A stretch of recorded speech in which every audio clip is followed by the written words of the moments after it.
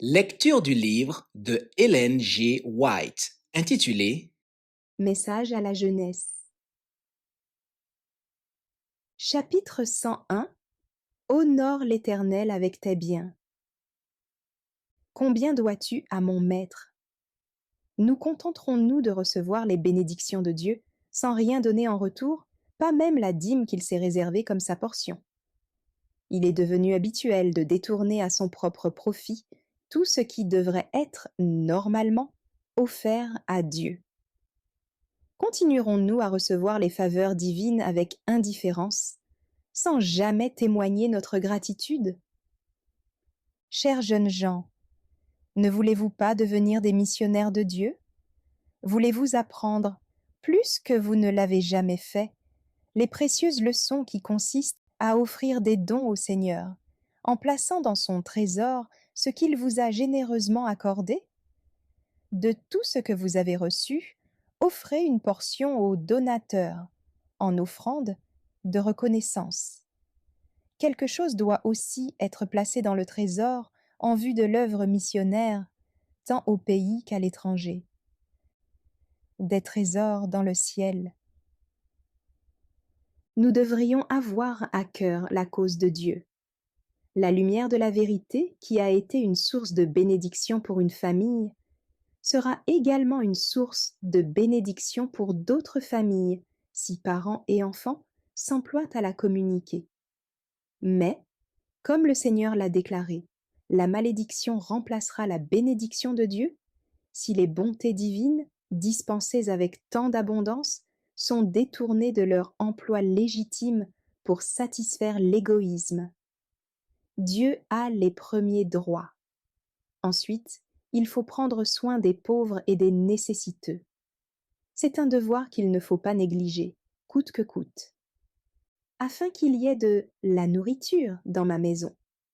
Notre devoir est d'être modéré en toutes choses, dans le manger, dans le boire, dans le vêtement. En construisant et en meublant nos maisons, nous devrions nous préoccuper sérieusement de rendre à Dieu ce qui lui appartient, non seulement sous forme de dîmes, mais aussi, autant que possible, sous forme de dons et d'offrandes. Beaucoup de personnes, si elles le voulaient, pourraient s'amasser des trésors dans le ciel, en alimentant la maison du trésor du Seigneur avec la dîme qu'il s'est réservée et avec des dons volontaires.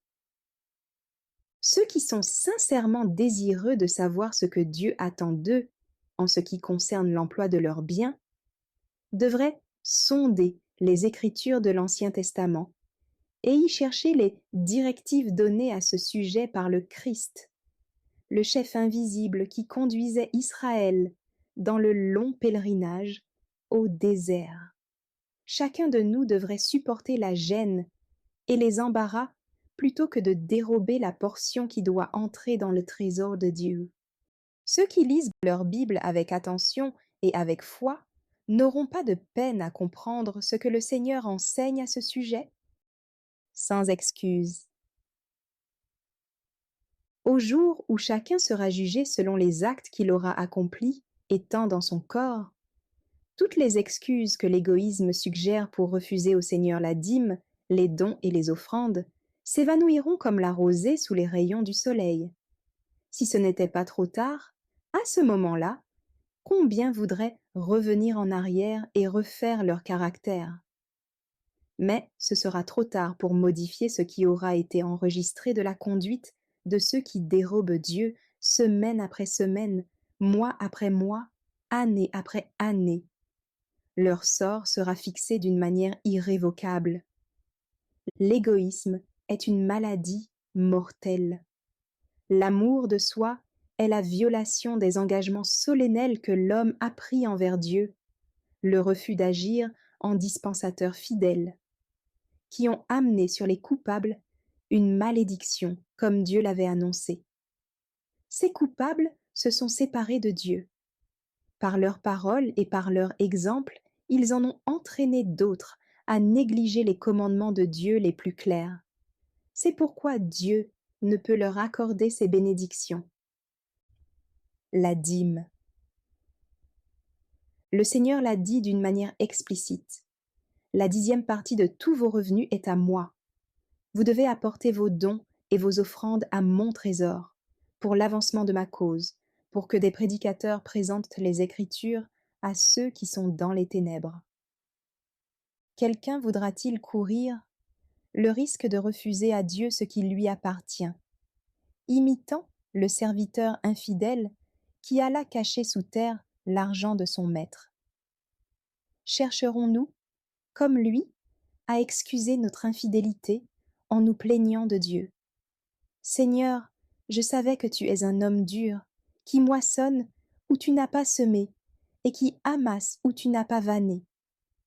J'ai eu peur, et je suis allé cacher ton talent dans la terre. Voici, prends ce qui est à toi. Ne voulons-nous pas plutôt présenter à Dieu nos offrandes de reconnaissance? Merci d'avoir écouté cette lecture. Si vous avez des questions ou des remarques sur le thème abordé, n'hésitez pas à les partager dans les commentaires et notre équipe ne manquera pas de les considérer. À bientôt sur lereste.org.